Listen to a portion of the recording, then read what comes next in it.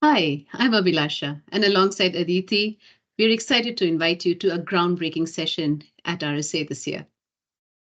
Hi, I'm Aditi, and mark your calendars for May 8th from 9:40 a.m. to 10:30 a.m. PST, where we will be diving deep into the future of cybersecurity. A future where accessibility and inclusivity form the cornerstones of creating a really powerful cybersecurity workforce. Exactly. In this session, we'll explore how assistive technologies are empowering all of us, including individuals with disabilities. And together, we become the thriving members of the cybersecurity landscape. And the journey just does not end there. We will also be discussing various challenges that our existing security controls create in the form of accessibility barriers. Take the example of this one, for instance.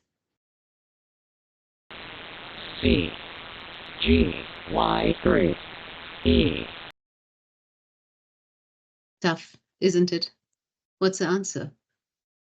The transformative power of AI. We'll show you how AI can revolutionize authentication, paving the way for truly inclusive security solutions.